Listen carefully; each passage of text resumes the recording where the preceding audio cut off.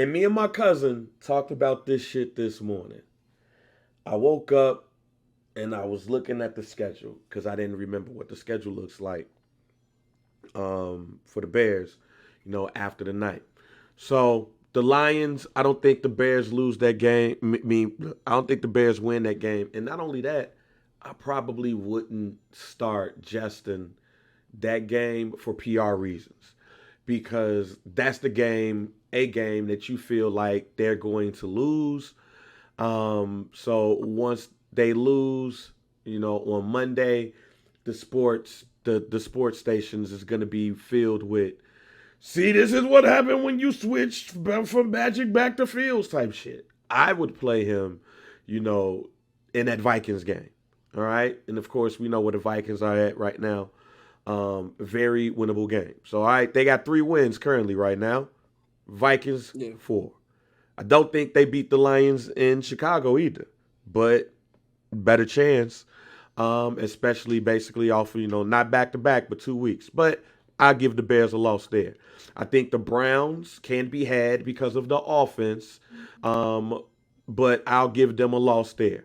But the Cardinals, the Falcons, and the Packers, I think the Bears can end the season on a 3-game winning streak. So if we have the Bears, Cardinals, Falcons, and Packers, we're currently at 3 wins. That's 4. That means we end this fucking season at 7-10, basically because how the back half of the schedule looks like. That was my prediction in the first place, that the Bears was going to lose 7 games. So it was something that I seen you tweet, Scott, or it was either text or you tweeted out that the Bears might fuck around and do enough to where Flus keeps his job. If these niggas win 7 games, if they win 7 games, fuck. If they win 2 out of the last 3 games, when your schedule is the Cardinals in Chicago in December, the Falcons in Chicago in December, and you beat the Packers to send this season off on a better note Bruh. because now you like, yo, we could beat them, bruh. First of all, the reason why I say all of this is this: 7 games will keep Flus in this goddamn position, unfortunately. That's Man, 1. And 2, it's not about the Bears pick at this point. It's about the Carolina Panthers pick. Right now is a 42% chance that the Bears will have the number 1 pick because of the Carolina Panthers. That team stinks. All right. They're doing a I don't protest think this they win weekend. another game, bro. I I don't don't think think they they win would. another game, That bro. when I tell you that team stinks, the one Yeah. thing I got out of that game was Bryce Young basically was in front of his team and he walked out. It looked like rookie of the year. It looked like it was a little kid on the goddamn field. He's not only short in stature, which I ain't really mad about. He need to put on some weight. He a He little needs. nigga. Like, you can be short and He not a be a little little nigga. nigga, I'm short, and but I'm I not no right. little nigga. And That I nigga's a little said, nigga. and I said to people who kept saying Bryce Young, Bryce Young, Bryce Young, hey man, when it's cold outside, I don't want this 5'11", 190 nigga being my quarterback. It was cold outside last night. I don't think the Carolina Panthers wanted that small ass nigga to be their quarterback. So basically, what I'm saying is not only is the Bears' schedule favorable because it's teams just as bad as them that they'll be playing in the last 3 games of the season. Plus, you got the Vikings with fucking Astroback as their quarterback, Josh Dobbs. That 7 games keeps Flus, but also you pick a little bit farther with your pick. But they don't give a fuck about that shit. They give a fuck This is about the Carolina Panthers pick.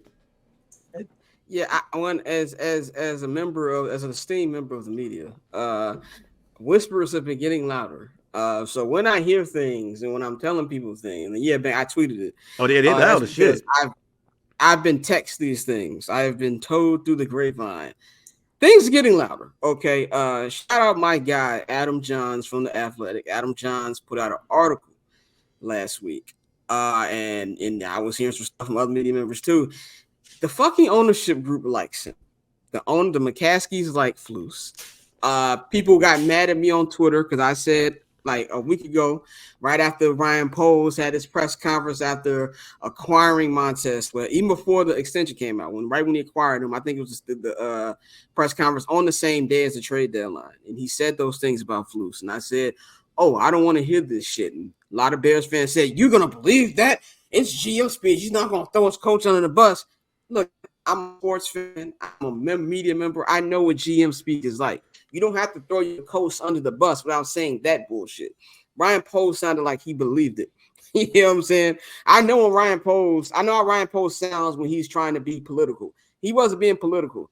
Like he looked like he wanted to fucking tear up and how like he's proud of what Flus has done. And so I don't even think it's gonna take 7 wins, man. I think if they get 5, this nigga is gonna be back. And especially, I don't think that anything is happening up north with Michigan changes anyone. I don't think Harbaugh's leaving Michigan. They gave that nigga a slap on the wrist today. I don't think he's going anywhere. And they're gonna sue. They're gonna sue. So once they go to the courts in Michigan, them niggas gonna be like, oh no, he back on the field. They're gonna throw that shit out, right? So I think in anything short. And one more thing, and I don't mean to interrupt you, but I don't think he's coming here in the first place. And that's what I wanted to say. If the Raiders, there you go, you do it. My bad. I was just gonna say this: it's like anything short of Jim Harbaugh hitting the market number 1 and then vocally saying, "I want to come back home."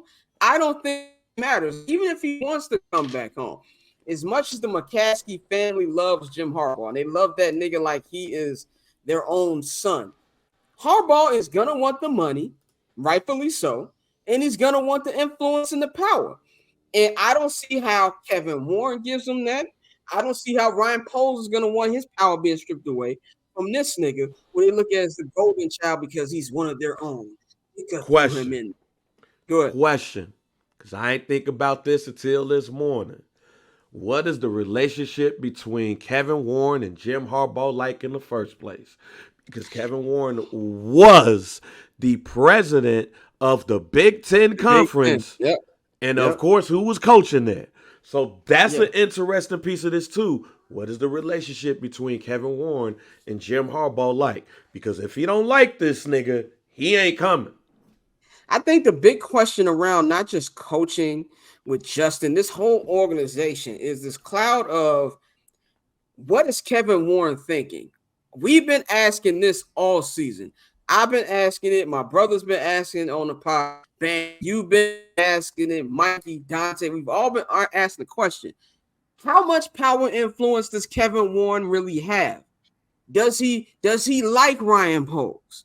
Does he not like Ryan Poles? Does he want, like, we don't know anything really about Kevin Warren because we haven't heard Kevin Warren talk since honestly, since he got hired. Kevin Warren didn't even speak at the first day of training camp. I was there. I didn't see that nigga till mid-training camp. You know what I'm saying? So we don't really know what's on his mind to begin with. So for all we can know, he could go scorched earth on the first Monday on January 8th. He could go scorched earth, fire all these niggas. I'm not saying he will. I'm not expecting it. But we don't fucking know what's on his fucking mind. So it's relationships in general. Because from people that I've heard from, reliable people, they're telling me he don't want to get rid of Justin. Because one, he thinks PR-wise it'd be a bad look to get rid of a black quarterback. And number 2, they say he really likes Justin and believes in what Justin is. So there's kind of from what I heard, now actually shit, I have to keep confirming. From what I heard, that Poles and Warren are on the separate side of the spectrum when it comes to Justin Fields. The question is Kevin Warren going to allow Ryan Poles to do what he wants to do? So the whole Ryan Poles thing, it levies over this. So I don't even think it's going to take 7 wins. If they get 7 wins, they're 100% keeping him. Because 7 wins is my prediction to begin the fucking season. The fact that's not out of the realm of it, it's crazy. If these niggas get 5, they got 7 more games left. If they go even 2-5, which is still nasty, I believe that nigga stand. Because then they're going to look at it like this. Justin got hurt. Your offensive line was hurt. Your secondary basically missed the first month. You had trauma with all these coaches leaving the staff, which is on Fluke's head, even though they're gonna act like it isn't.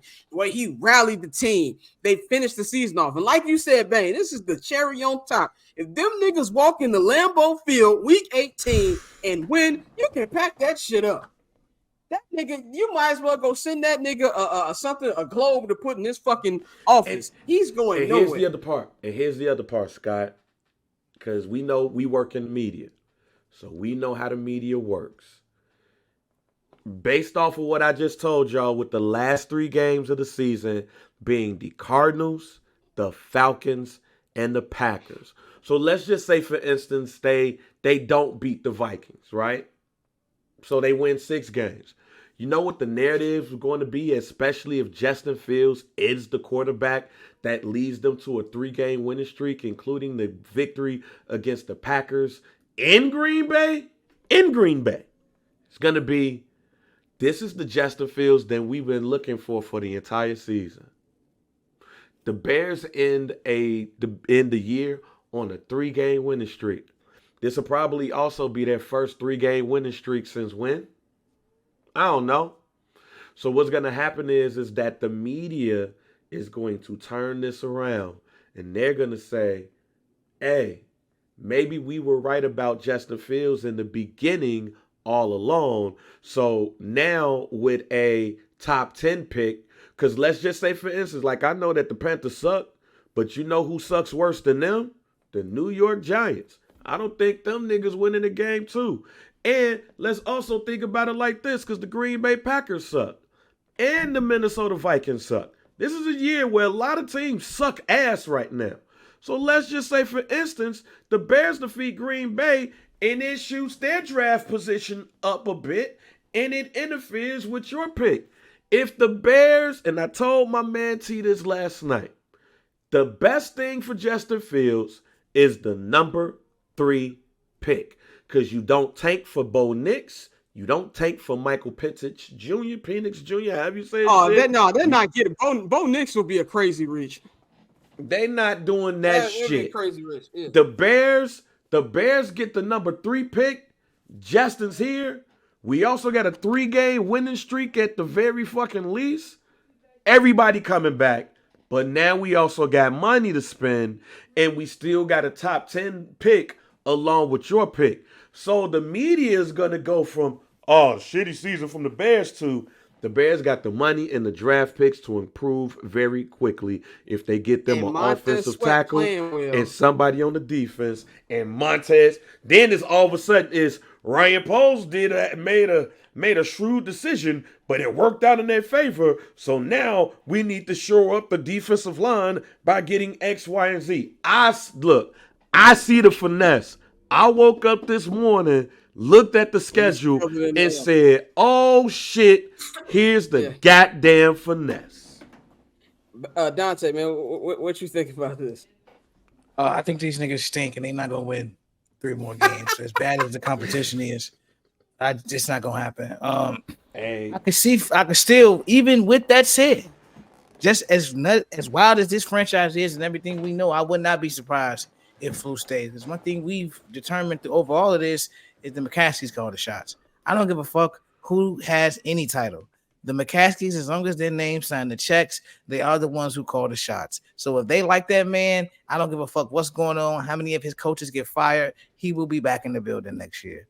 The only thing we can pray for is that they do win a couple more games and that the Panthers actually get, pick 3. That's the best case scenario, because if they get picked 3, then you could see them going to Olu and then going somewhere else. My bad. I forgot one more team, Dante. I forgot one more team. Oh, my bad. And you know that the NFL would love this shit too. The New England fucking Patriots are also they're also terrible. I forgot, my bad. Yeah. So it's a lot of teams. So like the for me, the best case with getting what I want at least is that Panthers pick falling to 3. that Panthers pick fall in the 3 or 4 where the top 2 and Caleb and Drake are out of the question, because then it damn near forces their hand to where it's like, okay, you got to fire these motherfuckers and develop Justin. Like you can't stand pat and say, well, we're just gonna add more to it with all of the fucking confusion that you've had. Like I don't see how you spin that or make that make sense. So like as much as we've been sitting here wanting that pick, and especially because in our mind, getting that number 1 pick, I have a fucking blank check to rebuild this roster with blue chip people. If I'm talking about this generational talent that you can go have here, give me fucking 2 first rounders, 3 first rounders, 2 second rounders. Like you could really stack this team with blue chip talent around the quarterback you have, but you have nobody in that building, at least in our minds, that is actually committed. Nobody that is actually coaching that's committed to Justin Fields. That paper on this player haters, old news, money on the other line, so I'm not gonna hold you. Money on the other line, so I'm not gonna